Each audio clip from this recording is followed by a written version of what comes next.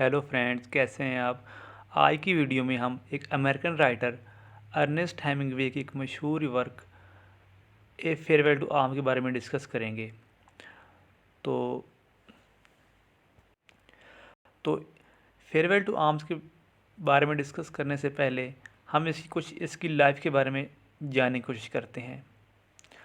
तो Ernest Hemingway की पैदाइश हुई थी जुलाई 21, 1899 ओक पार्क,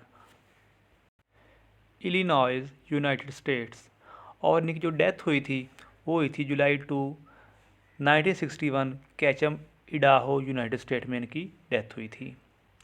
तो अगर हम इनके वर्क की बात करते हैं तो इन्होंने काफ़ी सारे, क्योंकि ये एक प्ले राइट थे, तो इन्होंने काफ़ी सारे मशहूर इन्होंने बुक्स लिखी हैं, प्ले लिखे हैं। तो इनमें जो सबसे ज़्यादा अहम है वो है ए फेयरवेल टू आर्म्स। इसके बाद है the sun also rises, the old man and the sea, for whom the bell tolls, a clean well lighted place, hills like white elephants, to have and have not, death in the afternoon। ये उसके notable work हैं जो बहुत ही मशहूर हैं। और अगर हम उसके अवार्ड्स की बात करते हैं तो उनको लाइफ के अंदर 2 अवार्ड मिले थे। एक तो उनको मिला था पुलिट्ज़र प्राइज़ फॉर फिक्शन, और वो उनको मिला था 1953 में। और सेकंड जो उसको बहुत ही अहम अवार्ड नोबेल प्राइज़ उनको मिला था 1954 में। तो ये तो था उनकी कोई लाइफ के बारे में। अब हम डिस्कस करते हैं उसकी समरी के बारे में। तो समरी पे डिस्कस करने से पहले हम इससे कुछ करैक्टर की बात कर लेते हैं कि फेयरवेल टू आर्म में कौन कौन से करैक्टर को इस्तेमाल किया गया है। तो इनमें सबसे जो मेन करैक्टर है वो लेफ्टिनेंट फ्रेडरिक हेनरी है, कैथरीन बार्कले है, रिनाल्डी है, द प्रीस्ट, हेलन फर्गूसन। ये तो इसके कुछ मशहूर करैक्टर्स हैं। अब हम आते हैं इसकी समरी पे। ये प्ले वर्ल्ड वार फर्स्ट की उस वक्त लिखा गया जब वर्ल्ड वार फर्स्ट चल रही थी 1916 में। तो उस वक्त ये हो रहा था, सिचुएशन ये इस तरह की थी कि जो इटालियन आर्मी थी वो ये इस कोशिश में थी कि वो ऑस्ट्रिया और जर्मनी की जो यूनाइटेड फोर्सेस उनको रोक सकें। क्योंकि इस जंग के अंदर ऑस्ट्रिया और जर्मनी जो दोनों एक साथ मिल गए थे और वो दोनों इटालियन आर्मी के ख़िलाफ़ लड़ रहे थे। तो क्योंकि ये दोनों फोर्सेस इकट्ठी मिल गई थी तो इटालियन आर्मी को लग रहा था कि अब वो इनसे कामयाब नहीं हो सकते। तो इस वजह से वो इस कोशिश में थी कि वो उस जंग को रोक सकें। तो इस सारे इसका जो नरेटर है वो फ्रेडरिक हेनरी है। तो सारी जो सिचुएशन है, सारे इसको हालात हैं, वो फ्रेडरिक हेनरी ने बयान किए हैं। तो फ्रेडरिक हेनरी का ताल्लुक बेसिकली अमेरिका से था। तो उसने वर्ल्ड वार को ज्वाइन कर लिया था। तो उसको ये नहीं पता था कि जो जंग होती है वो किस मकसद के लिए होती है, क्या उसका कोई फ़ायदा होता है या फ़ायदा नहीं होता। वो उसको शौक़ था कि वो वार को ज्वाइन करे, तो इसकी वजह से उसने वार को ज्वाइन कर लिया था। तो उसने बेसिकली वो तो अमेरिका से था, लेकिन उसने इटालियन आर्मी के साथ उसने अपने आप को एडजस्ट किया और उसने एज ए एम्बुलेंस के अंदर तो उसने जो लाशें वगैरह जो थी उनको उठाने का उसने ज़िम्मा ले लिया कि वो जो भी लाशें वगैरह होंगी उनको एम्बुलेंस के अंदर वो ले जाएगा।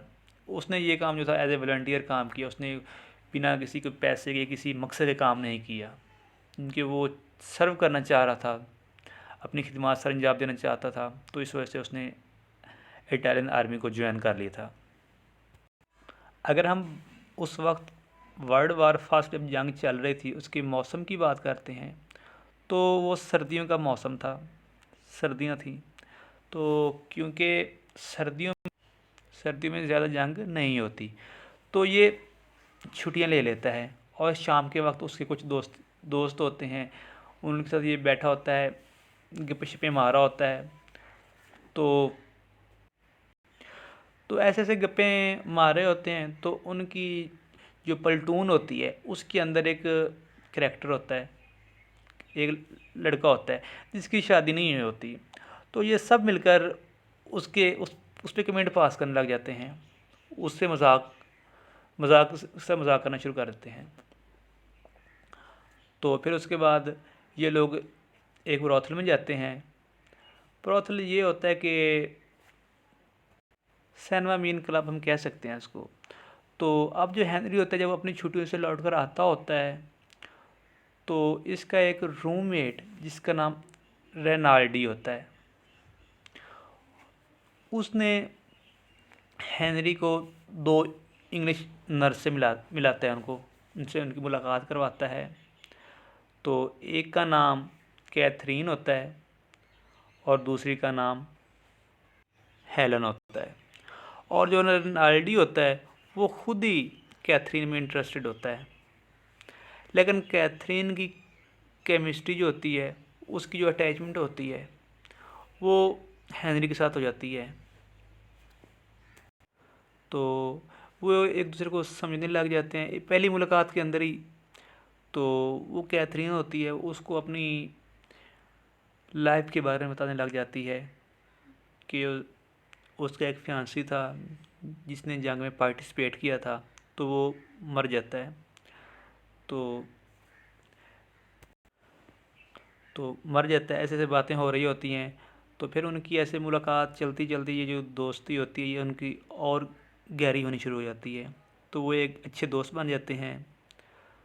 तो फिर कैथरीन को उसको थोड़ा सा डर भी होता है, तो वो कहती है कि क्या तुम मेरे साथ कोई धोखा तो नहीं दे रहे मुझे।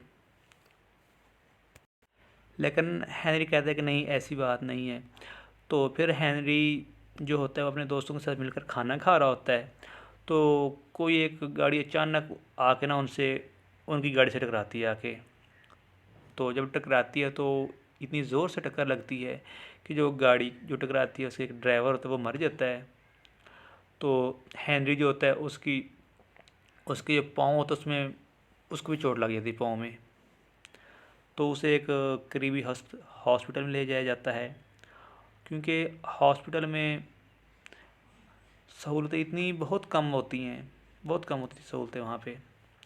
और डॉक्टर जो होते हैं वो भी अनएक्सपीरियंस होते हैं, उनको कोई तजर्बा नहीं होता। तो एक एक वेंटिलेटर पे दो दो मरीज़ होते हैं। तो वहाँ की मतलब कहने का मतलब ये कि वहाँ की जो हालात थे ना वो बहुत ही खस्ता हाल थी हॉस्पिटल के। फिर जब उसका इलाज होने लगा तो उसकी जो तबीयत थी वो थोड़ी सी ना बेहतर होने लग गई।